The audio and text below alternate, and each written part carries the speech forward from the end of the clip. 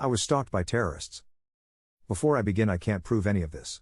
As a 19-year-old, my life drastically changed when I had multiple personalities of mine get out of control.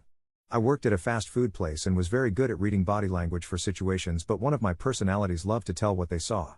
I saw a person acting suspicious and my other personality quietly said out loud just enough so the person could hear, "I know you're a sleeper cell terrorist." They obviously looked frightened and sat at a table, ate their food trying to act like they weren't looking at me but watched me out of the corner of their eye. Note I had and have no control of what my other personalities say. They left and came back right before I was going to leave. I saw they had a black SUV as I walked outside after clocking out of work into the parking lot. In the back of the open-doored SUV was blankets, to hide someone? Me? And he looked scared, stared at me, not taking his eyes off of me. I looked over and saw a lady that looked at me, then looked at him and could tell something was wrong, like he was going to grab me. She stared him down. He wouldn't kidnap me with a witness around or someone that would fight him. I was short, tiny, timid and weak, and he would have had no problem grabbing me if it hadn't been for that woman. And I went to my parents' car and hopped in the back and we drove away. It didn't stop there because he must have really been a sleeper cell like I saw in his body language. Another day and many other days I saw suspicious acting people, and of course my other personality told them I thought they were sleeper cells without me being able to stop my other personality from blabbing. Before I knew it, they were following me in cars on the way to work. I remember going by a place and one of them talking to a big man, and he pointed to me and talked to the big man and the big man looked frightened. I left the job because I was scared, but I kept being stalked by the terrorists. I decided to work at a retail store. I was not working at the time and was waiting in the very crowded store for the office woman to be done at the job fair to go find out where orientation was. I felt someone bump me and thought I was in someone's way and started to move, but they grabbed me and whispered, "Don't do or say anything, there is a friend of mine out there and they will hurt your sister." I was terrified because my sister was out in the car all alone.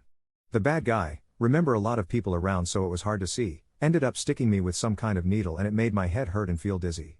He left and I had the office woman look concerned because she must have seen something and looked like she was going to ask what happened, but she just brushed it off.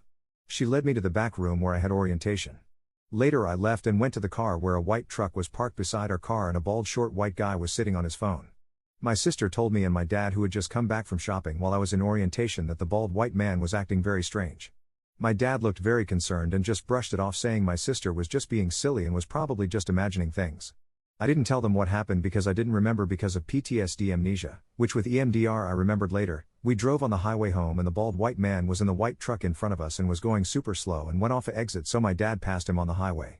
As we went by, he looked at us giggling uncontrollably, rocking back and forth while driving, holding the wheel, and my sister saw him and said, "That's the man that was acting really strange," and my dad saw him and my dad looked concerned and angry looking at the bald man and said he looks like a nut, then just dismissed the whole thing. I worked at the retail place and one day a couple of sleeper cell terrorists came up behind me as I was folding clothes.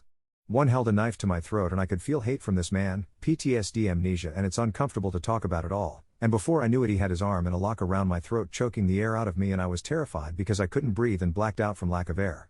I woke up behind the table where the clothes were and thought they were going to kill me, so one of my other personalities spoke up and lied. I said I would join them if they would just stop bothering me and that I didn't really know what they were up to, just that I only knew they were terrorists based on their body language alone. They weren't believing it and someone nearby said, "Leave her alone, can't you tell she is crazy?" The bad guys left. The man, who from his body language looked like he was ex-military, asked if I was okay, but I had PTSD amnesia and didn't remember what had just happened and didn't know what he was talking about and just ignored him and walked away. I wish I could have thanked him for saving my life. I happened to go to the service desk to bring returns that I had found in the clothes. The lady at the service desk had seen the whole thing and asked, "You okay? What happened? Who were those people?" I had PTSD amnesia and didn't know what she was talking about, but my other personality remembered and told her that those were terrorists and that she couldn't tell anyone or they would kill me. I was still shy at the time and I didn't answer her, but my other personality did, and I left to go back to folding clothes. The service desk lady talked to a man about it. But my troubles weren't over yet. We got a call and a message left on the answering machine. It was in Arabic. We looked up some of the words. Basically they were saying about a town and said Allah a lot in the message. My dad was scared and confused and so was I, so we deleted the message. Remember, I still had PTSD amnesia. The next day on the news there was an attempted terrorist attack at a church. I have trouble remembering because it was years ago, near the same place where the caller ID on the phone said where that phone call in California was from. We just tried to brush it all off and go on with our lives, but everything that has happened still haunts me to this day.